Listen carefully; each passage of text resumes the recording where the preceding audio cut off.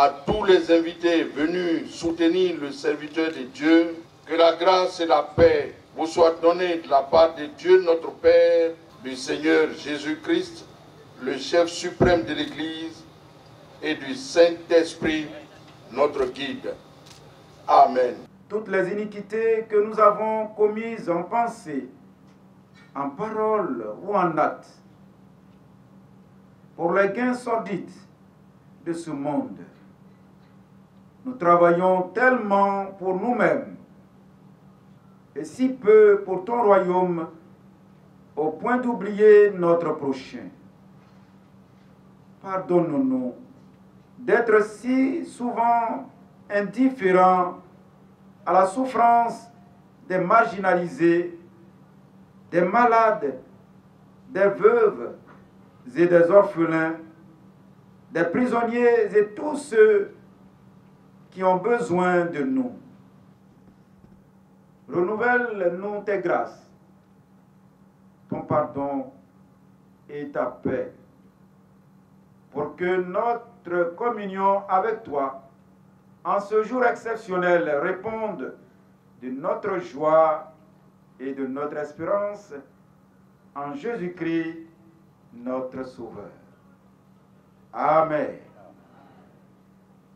Gloire soit au Père, gloire au Fils, gloire au Saint-Esprit. Veuillez vous tenir debout.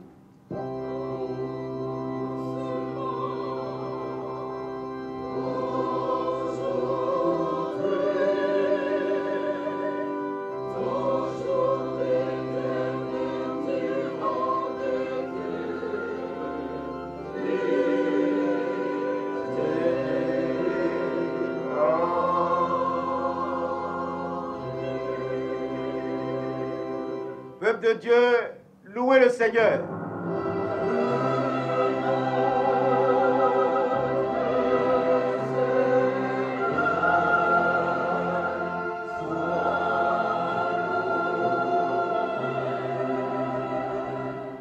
Louons le Seigneur en chantant le Te Deum Laudamus. Nous te proclamons Dieu, nous te reconnaissons pour le Seigneur, toute la terre t'entend, le Père éternel.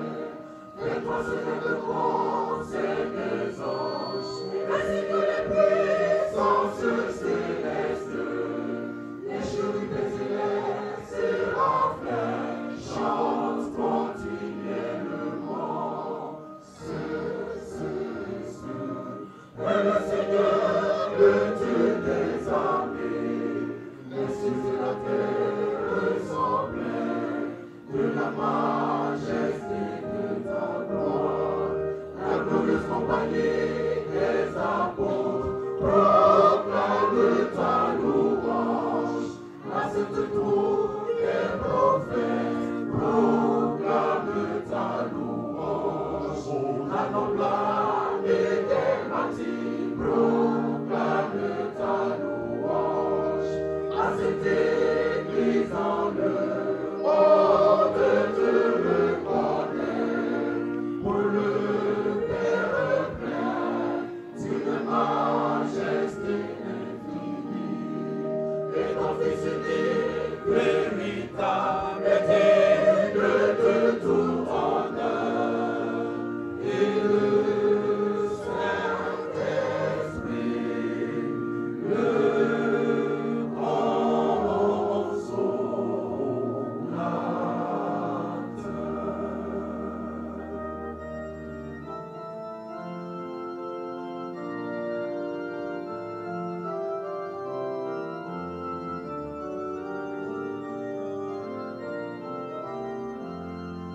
Dieu, roi de pardon, ô Christ, Dieu le plus éternel, Dieu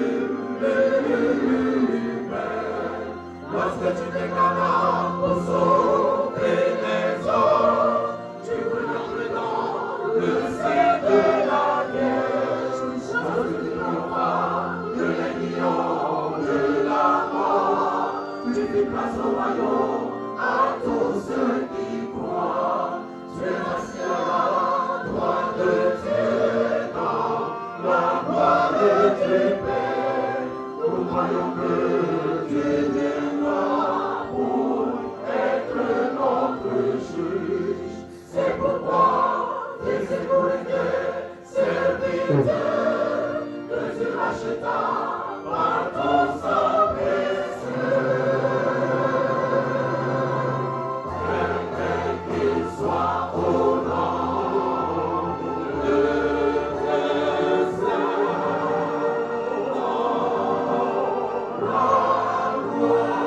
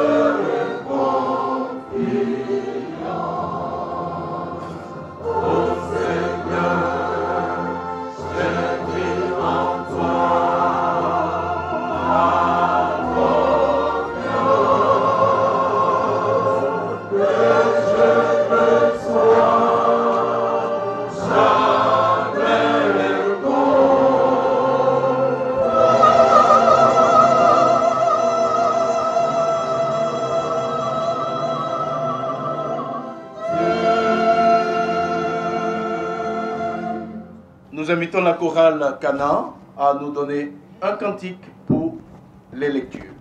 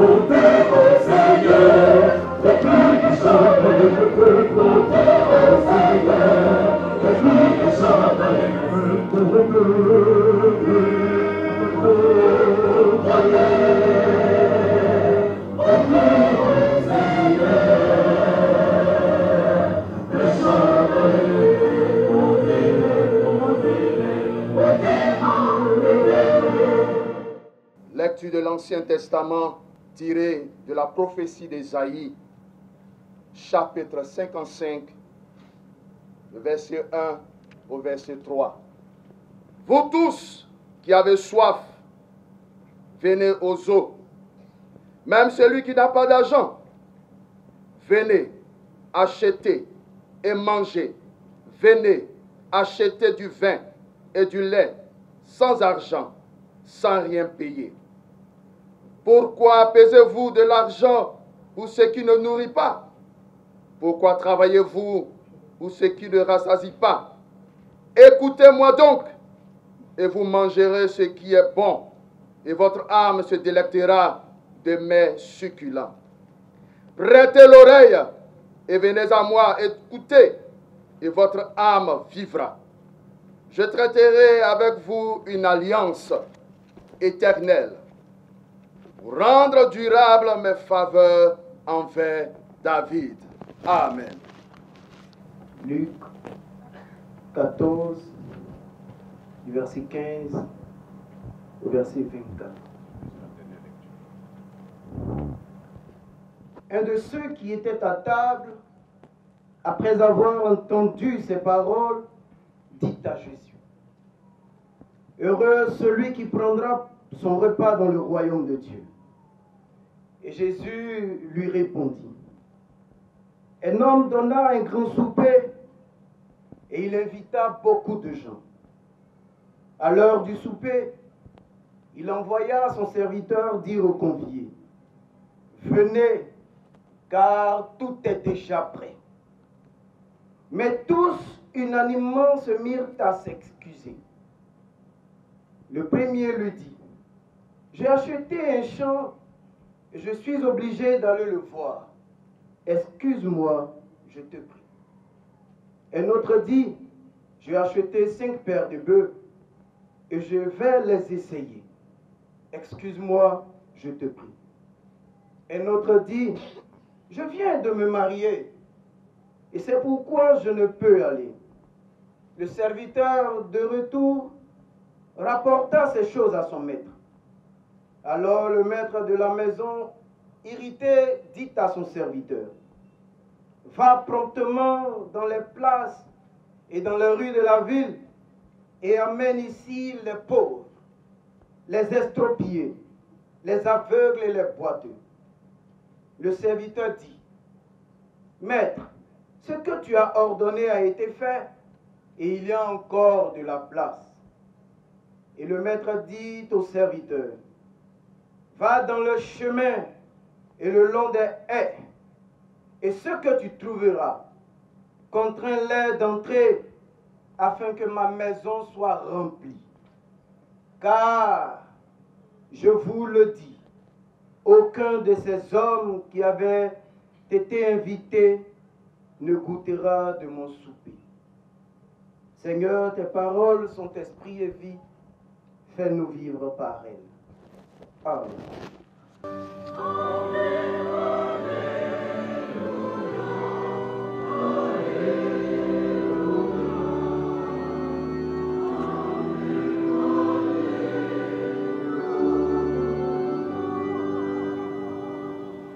Répondons gloire à Dieu 362 pour nous préparer à recevoir le message de la part du Seigneur. Gloire à Dieu 362.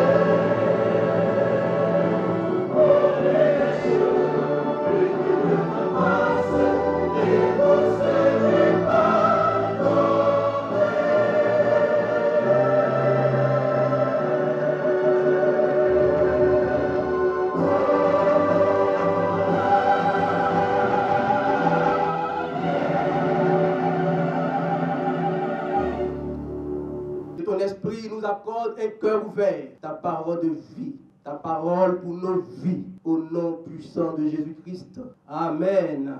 Bien-aimés, permettez-moi de vous dire à quoi bas ici, à une bonne noix, sur la terre de nos pères, pour prendre part à ce festin spirituel. Que la bénédiction de Dieu soit votre portion, au nom de Jésus-Christ. Amen. Un jour, un homme tua un gros bœuf et il le fit rôtir. Puis il dit à son fils, « Mon fils, sors maintenant, va inviter nos amis et voisins pour venir manger le bœuf avec nous. Et le fils sortit et se mit à crier, « Au secours, à l'aide, il y a le feu à la maison. » Tout d'un coup, les gens sortirent de leur domicile, mais certains prétendirent n'avoir rien entendu. Ceux qui entraient dans la maison se retrouvaient devant un festin où ils mangeaient et buvaient à satiété. Et plus tard, l'homme se retourna vers son fils et lui demanda, « Mon fils, mais ceux que tu as invités, d'où viennent-ils? Je ne les connais pas. Alors, où sont nos amis et voisins que je t'ai demandé d'appeler? » Et le fils de répondre à son père, « Père, ce sont nos amis, ceux qui sont sortis de leur domicile pour nous sauver et éteindre le feu dans notre maison. » Ils ne s'attendaient pas à trouver de la nourriture et un festin. « Venez maintenant car tout est prêt. » Venez maintenant car tout est prêt est le thème du festin que nous vous proposons à partir de l'évangile de Luc chapitre 14, le verset 17, qui dit, et je cite, « À l'heure du dîner, il envoya son serviteur dire aux invités, « Venez maintenant, tout est prêt. » Alléluia. Bien-aimés, abordons à présent ce passage sous trois axes. D'abord le contexte. Ensuite, l'explication de la parabole. Et enfin, nous vous dirons en quoi ce passage, qui date de près de 2000 ans, est encore d'actualité. Le contexte de cette parabole nous conduit dans la maison d'un chef des pharisiens. Plusieurs autres chefs de ce même parti étaient rassemblés pour prendre un repas. C'est un jour de sabbat. Jésus accepte l'invitation et se retrouve en face d'un homme atteint d'une grave maladie de la peau. Jésus va aussitôt prendre l'initiative d'une question assez troublante pour ses convives. Est-il permis ou non de faire une guérison le jour du sabbat? Un silence éloquent fut alors leur réponse. Jésus donc avança la main vers cet homme et le guérit et le renvoya chez lui. Et c'est à la suite de ce miracle que le Seigneur Jésus va développer, n'est-ce pas, le côté concret de la vie chrétienne. Après avoir dénoncé l'hypocrisie de ces chefs religieux sur leur façon d'observer le sabbat, le Seigneur va les enseigner en utilisant, n'est-ce pas, son langage favori, celui des paraboles. Il en développera deux. La première concerne la position de ceux qui, lorsqu'ils sont invités à des noces, aiment bien prendre les premières places. Ils aiment être bien vus et considérés. La deuxième parabole est encore en lien avec le repas. En fait, le maître va répondre à l'un des participants qui, ayant entendu son enseignement, lui dit, « Heureux celui qui prendra son repas dans le royaume de Dieu. » Luc 14, verset 15.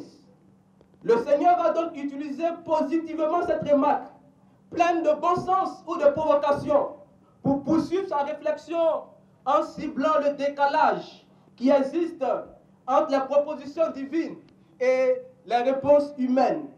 D'où le thème « Venez maintenant, car tout est prêt ». Mais quel est le sens de cette parabole? La parabole du jour, objet de notre prédication, ressemble à celle du festin des noces que nous trouvons dans l'évangile de Matthieu, chapitre 22, les versets 1 à 14, du fait qu'il s'agit d'un repas dont les invités refusent de venir. Dans les deux cas, le maître répond au problème en envoyant ses serviteurs rassembler des personnes qui, au départ, n'avaient pas été invitées. Dans la parabole du festin des noces, l'évangéliste Matthieu décrit le personnage comme un homme roi. Confère Matthieu chapitre 22, le verset 2. Les auditeurs pouvaient aisément comprendre qu'il s'agissait là de Dieu. Car depuis longtemps, l'invitation à un grand repas avait été déjà annoncée par les prophètes et Jésus lui-même. Le personnage central est donc Dieu, dont la miséricorde infinie n'a cessé d'être publiée par le Seigneur lui-même. Plus d'une fois, notre Seigneur Jésus avait dénoncé l'ingratitude de ce peuple élu. Et là, le Seigneur récidive. Mieux encore, il caricature les motifs de leur refus de s'ouvrir à Dieu. La parabole précise que cet homme invita beaucoup de monde. Toute la bonté de Dieu est contenue dans cette invitation. Il nous est d'ailleurs impossible de mesurer la profondeur, la grandeur, n'est-ce pas, de l'amour exprimé par ces mots. Non seulement notre Père céleste fait les choses en grand, mais encore son invitation s'adresse à tous. Elle est large, elle est sans restriction. Certains pourront penser que Dieu nous invite pour faire la fête, mais le repas, oui, le repas est d'abord et avant tout langage d'intimité et de partage. C'est pour être en communion avec lui que l'invitation est lancée à tous.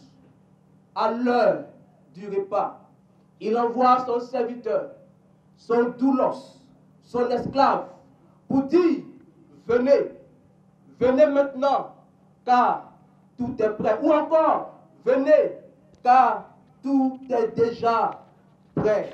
Luc 14, verset 17. Dieu lui-même a tout préparé. Et lui seul, oui, lui seul peut donner l'information selon laquelle tout est prêt.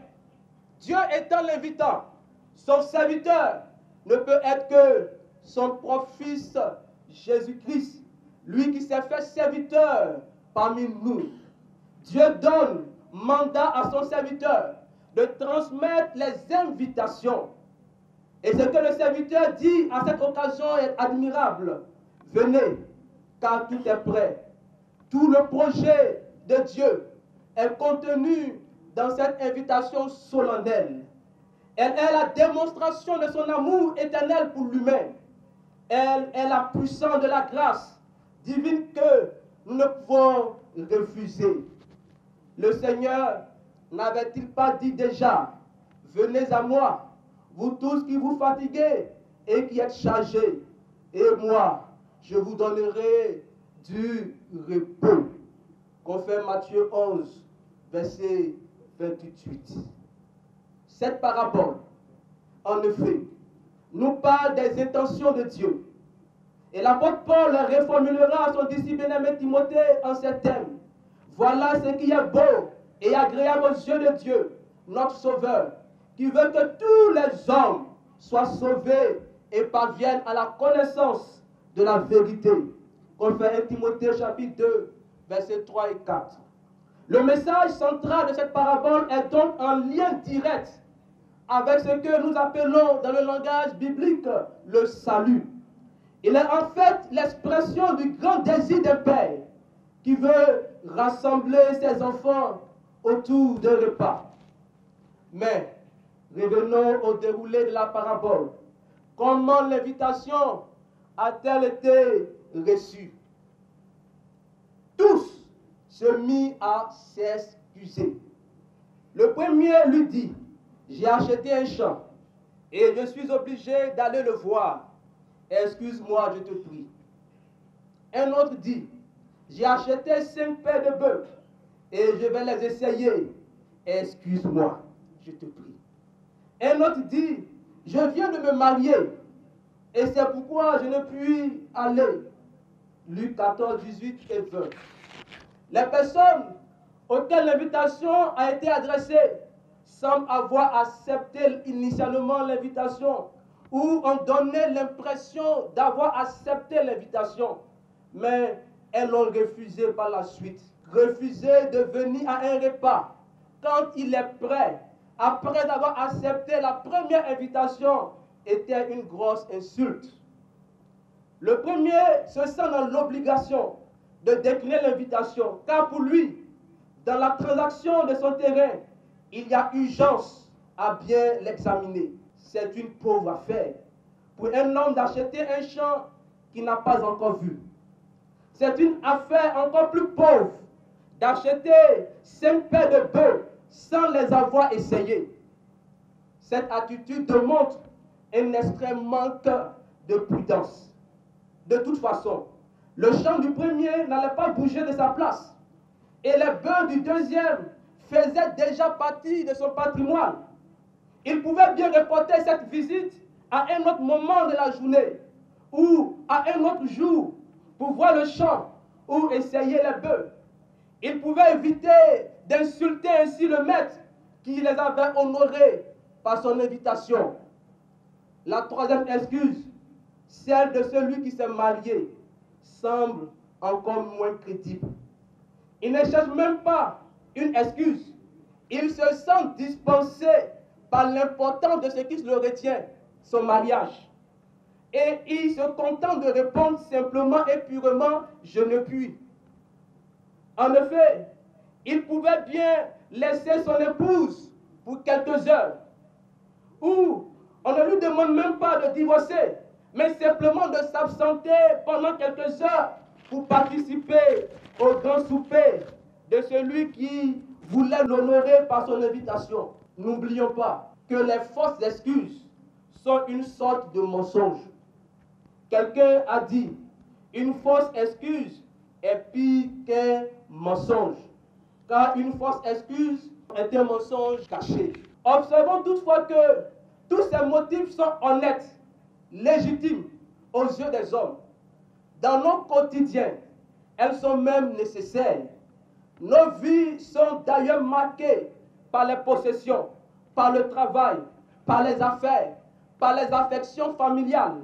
Seulement, quand elles sont un obstacle dans notre relation à Dieu, là le problème se pose. Le vrai problème en réalité est dans le cœur de l'homme. Proverbe 23, verset 26. Le texte qui suit la parabole va dans ce sens lorsqu'il place dans la bouche de Jésus ces mots extrêmement forts. Si quelqu'un vient à moi, et s'il ne hait pas son père, sa mère, sa femme, ses enfants, ses frères et ses sœurs, et même sa propre vie, il ne peut être mon disciple. Et quiconque ne porte pas sa croix et ne me suit pas, ne peut être mon disciple. Luc 14, 26 et 27. Dans cette parabole, le serviteur rend compte de sa mission et le maître réagit, étant donné qu'il ne s'agissait pas d'excuses valables et bien fondées, mais de prétextes à caractère plutôt ridicule. De ce fait, l'ordre tombe. Le serviteur du maître reçoit une nouvelle mission. Va-t'en par les places et les rues de la ville et introduit ici les pauvres, les estropiés, les aveugles et les boiteux. Luc 14, 21. Et le serviteur revenant déclare au maître, « Maître, ce que tu as ordonné a été fait et il y a encore de la place. » Luc 14, verset 22. Cette remarque nous parle de la tendresse infinie de Dieu. Il veut rassembler le plus de monde et personne n'est exclu. Il y aura toujours de la place pour ceux et celles qui le désirent. Alors, une dernière fois, le maître donne cet ordre à son serviteur. Va-t'en par les chemins et le long des clôtures et fais entrer les gens de force afin que ma maison se remplisse. Le maître se préoccupe maintenant de tous ceux qui sont en errance sur le chemin. Le serviteur doit entendre cette injonction comme une priorité absolue et une force à convaincre. L'objectif était pour lui de remplir la maison du maître. C'est précisément la mission que le Seigneur Jésus a accomplie. Il est le bon berger qui rassemble toutes les brebis. Et si l'une d'entre elles s'est perdue, il va la retrouver. confère parabole du bon berger, Jean 10, 1 à 42. Dieu ne force personne. Il s'efforce de convaincre en sollicitant l'intelligence et le cœur des hommes. La fin de la parabole confirme cette compréhension, car je vous le dis, aucun de des hommes qui avaient été invités ne goûtera mon dîner. Autrement dit, Dieu respectera le choix de chacun et de chacune.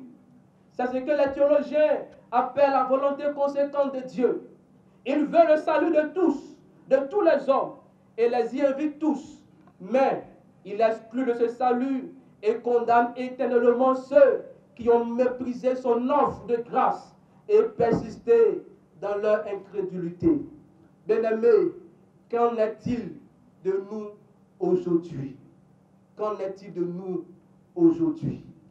Frères et sœurs, dans le Seigneur, peuple de Dieu rassemblés ici, l'évangile de ces jours nous parle de notre propre réponse à l'invitation de Dieu. Cette invitation révèle 3 caractéristiques: la gratuité, la générosité, l'universalité. Le message central de cette parabole, c'est la bonté de Dieu envers nous. Dieu nous offre gratuitement son amitié et sa joie. Mais trop souvent, nous n'accueillons pas les dons de Dieu. Nous n'avons pas le temps. Nous plaçons au premier plan nos préoccupations matérielles et nos intérêts personnels et égoïstes. Oui, bien-aimés dans le Seigneur, nous vivons dans une société qui cherche à mettre Dieu en dehors de sa vie. Or, une vie sans grâce et sans action de grâce est un tombeau. Dieu invite l'homme à venir à sa table, à entrer dans son royaume. Mais aujourd'hui, il entend les mêmes prétextes que les gens de cette parabole. En vérité, l'homme modèle, l'homme du 21e siècle, est un champion dans la production d'excuses. En voici quelques-unes. Je suis trop vieux. Je suis trop jeune. Je suis trop bon. Je suis trop fatigué. Je suis trop occupé. J'ai trop de problèmes. Je suis trop faible. J'ai besoin de plus de temps. J'ai besoin d'en discuter. Que penseront mes amis? Que pensera ma famille? J'ai eu une enfance difficile. J'ai une femme difficile. J'ai un mari trop compliqué. J'ai un travail pénible. On ne me comprend pas. Je n'ai pas de voiture. Je n'ai pas d'argent. Ce n'est pas le moment. Il fait trop chaud. Il fait trop froid. Il pleut. J'ai trop de soucis. Peut-être demain. Peut-être l'année prochaine. Et la liste encore longue. Trop d'excuses pour refuser l'invitation de Dieu. Bref, pour un champ, pour des bœufs, pour une femme, une épouse, ne pas répondre à l'invitation de Dieu serait une erreur avec des conséquences éternelles. Car aucun prétexte ne sera retenu le jour du jugement final. Face au refus des premiers invités, le Seigneur n'annule pas la fête. Notre Dieu ne se décourage pas dans son projet de salut pour l'humanité. Il propose l'invitation à tous, car sa bonté n'a pas de limite. Personne n'est laissé pour compte. Le banquet du Seigneur est universel. Il est offert à tous. Personne n'a le droit de se sentir privilégié, ni d'en revendiquer l'exclusivité. Même les exclus, même les marginaux, ceux qui sont rejetés par la société, sont l'objet de la générosité de Dieu. Ils ont une place dans le cœur de Dieu. Bien-aimés, nous sommes tous appelés à ne pas réduire l'invitation de Dieu aux limites de nos petites églises. Nous devons l'élargir aux dimensions de l'amour de Dieu. Pour toi qui m'écoutes ce matin, l'invitation du Maître est valable encore pour toi. Riche ou pauvre, bon ou méchant, digne ou indigne, tu es sur la liste des invités du Seigneur. Il y a une place pour toi dans le cœur de Dieu. Mais y a-t-il une place de Dieu dans ton cœur? Aujourd'hui, il est possible pour quelqu'un d'espérer quelque chose de meilleur, d'espérer une aide, d'espérer une guérison, d'espérer un miracle, d'espérer une délivrance, une promotion, même s'il ne possède pas un centime. Oui, parce que quelqu'un a déjà payé le prix et son nom c'est Jésus-Christ de Nazareth. C'est à cette condition et seulement à cette condition que vous pouvez venir acheter sans rien payer. Jésus est l'envoyé pour guérir le cœur brisé. Jésus est envoyé pour proclamer aux captifs la délivrance. Jésus est envoyé pour donner le recouvrement de la vue aux aveugles. Jésus est envoyé pour rendre libres les opprimés. Oui, nous n'avons plus rien à payer, si ce n'est de nous approcher de Jésus, qui est la source de vivre, capable de nous désaltérer, de nous soulager de nos angoisses, de nos peines, de nos soucis, de nos tracas, de nos fardeaux, de nos maladies, de nos échecs, de nos peurs et de tous nos malheurs. Mes frères et mes sœurs, nous sommes tous invités, aujourd'hui encore, à bénéficier des bénédictions qu'apporte le salut. En Christ, nous avons la plénitude de toutes choses. Pour chacun comme pour tous, venez dès maintenant à Christ. Il est le rocher fendu, d'où jaillit la source d'eau vive. Venez aux eaux de la vie, celles qui guérissent. Saisissez la grâce de l'Évangile. Venez et mangez. Soyez rassasiés. Pour ce qui nous concerne, nous pouvons nous reconnaître dans cet anonyme qu'on est allé chercher à la croisée des chemins et m'éveiller de voir qu'on a pensé à eux. Notre présence ce matin devant vous atteste que l'appel nous a touchés au plus profond de nous-mêmes.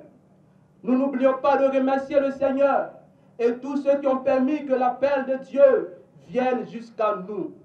Mais nous nous reconnaissons aussi dans les serviteurs chargés de transmettre l'appel de Dieu.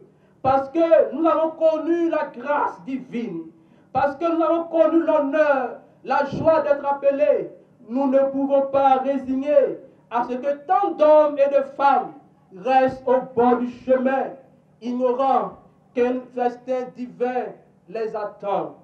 Enfin, bien-aimés, mon invitation à tous est d'accepter l'invitation du Sauveur en cette période de l'Avent et d'en faire un engagement à vie. Car le véritable bonheur et le succès dépendent de votre réponse à cette invitation. Et moi, je désire ardemment et du fond de cœur, quand le Seigneur m'appellera de ce monde, d'être comme le serviteur du maître de la parabole du grand souper et de lui dire, Maître, ce que tu as ordonné a été fait et il y a encore de la place. Que conclure, frères et sœurs, heureux celui qui prendra son repas dans le royaume de Dieu. C'est ce qu'avait dit l'un de ceux qui étaient à table avec Jésus. Il était sincère et voulait sans doute lui faire plaisir, mais il parlait du royaume de Dieu au futur. Heureux celui qui prendra. Et Jésus lui rappelle que le royaume de Dieu, c'est maintenant. Il appelle à se décider, lui et chacun de nous. Le royaume de Dieu est là, non pas pour qu'on en parle, mais pour qu'on y entre. Pas quand le champ aura été inspecté, que les bœufs auront été essayés, ou que l'amour des jeunes mariés se sera un peu calmé. Pas demain ou la veille de la mort, mais aujourd'hui. Aujourd'hui, si vous entendez sa voix, n'endurcissez pas vos cœurs. Hébreux 4, verset 7. À l'homme qui lui avait dit, heureux celui qui prendra son repas dans le royaume de Dieu, Jésus lui répond en fait, heureux es-tu si aujourd'hui tu prends ton repas dans le royaume de Dieu. Et cela, le Maître le dit à chacun de nous. Venez, car le souper est prêt. que la fête soit. Amen. Unissons-nous dans la prière d'intercession.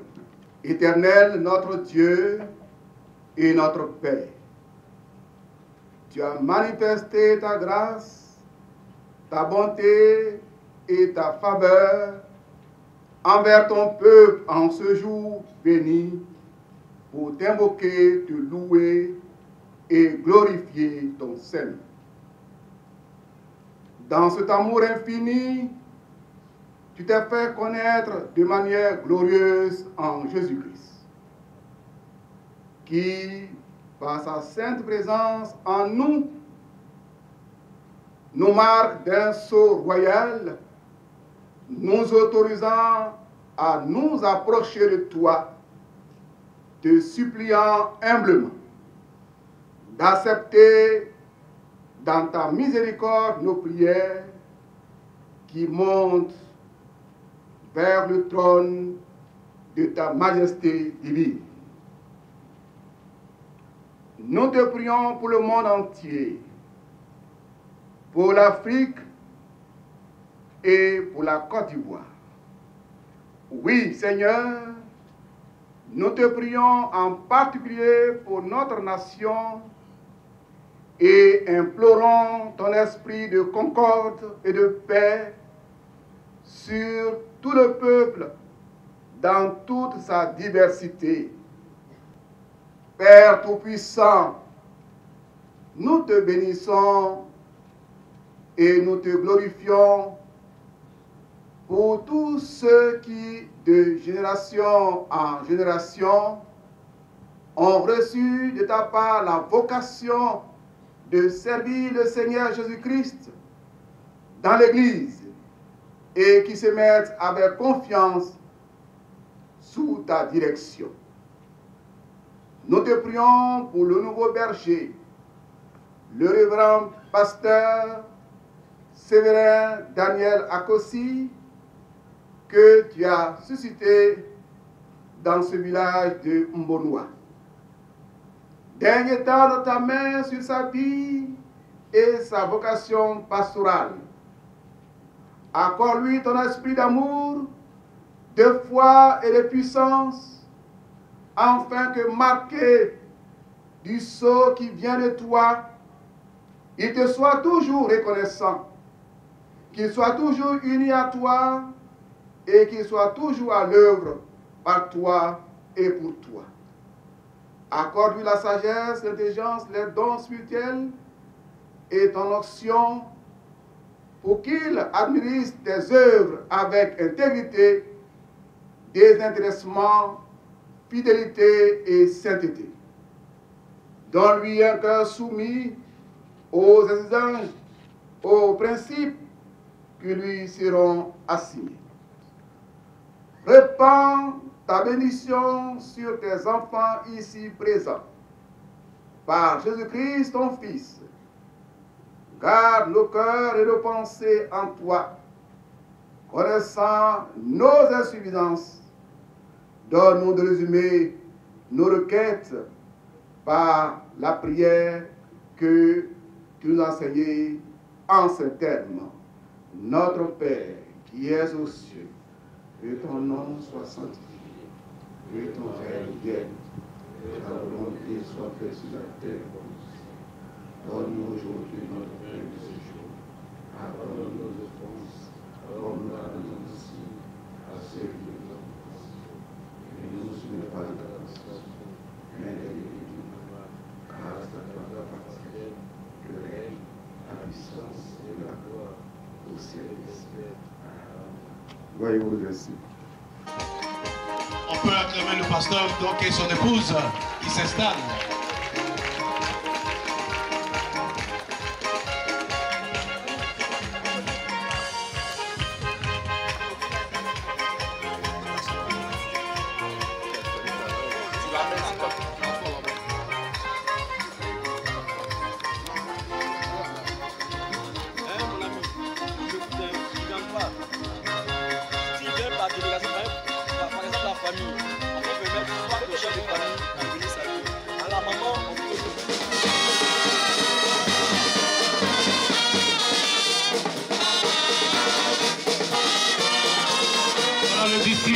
propose ce passage.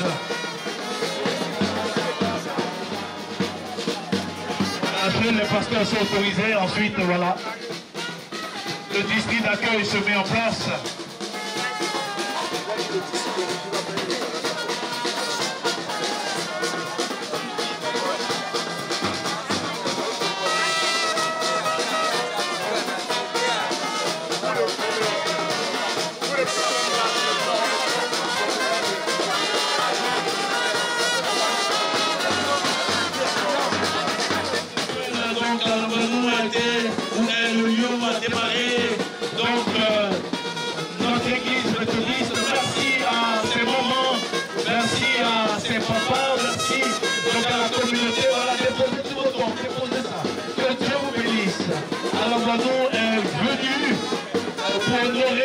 Ce pasteur. Alors j'ai été informé qu'il y a également la chefferie. Alors nous, qui est là.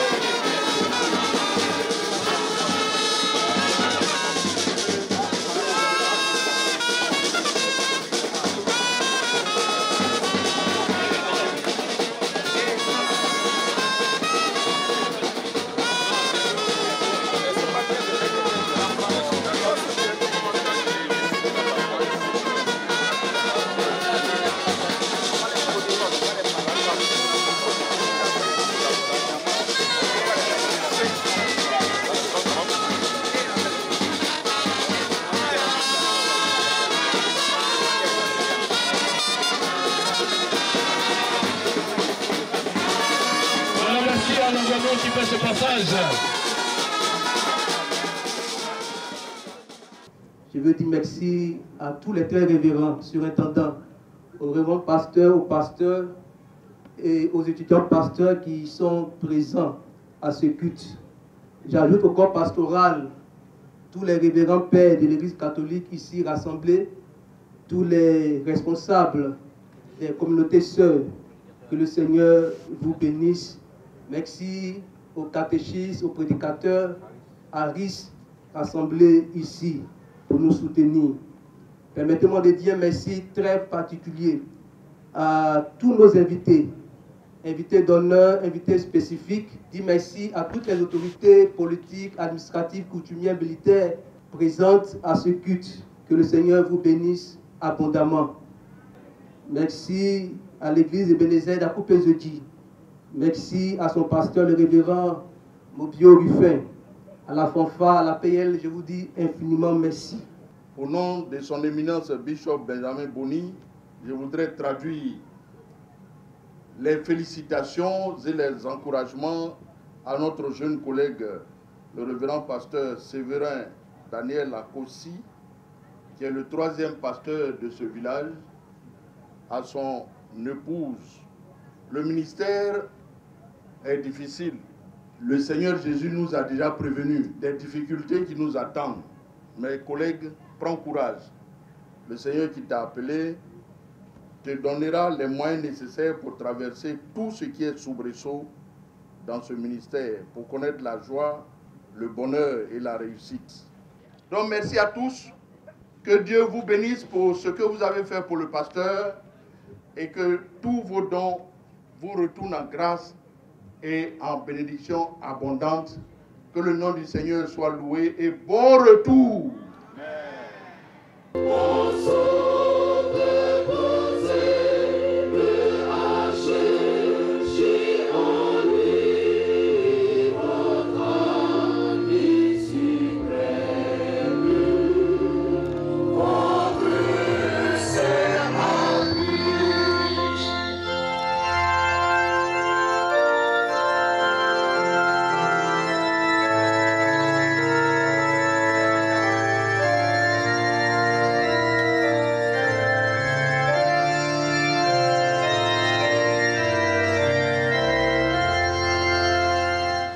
Écoutons l'exhortation et recevons la bénédiction de la part de notre Seigneur. Que le Dieu de paix, qui a ramené d'entre les morts le grand pasteur des brebis, par le sang d'une alliance éternelle, notre Seigneur Jésus, vous rende capable de toute bonne œuvre pour l'accomplissement de sa volonté et fasse en vous ce qui lui est agréable.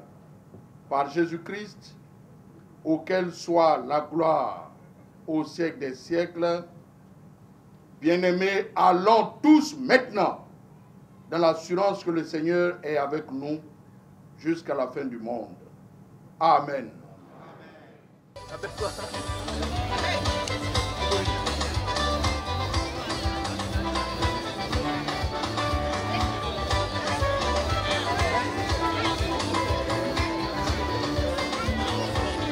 L'interview.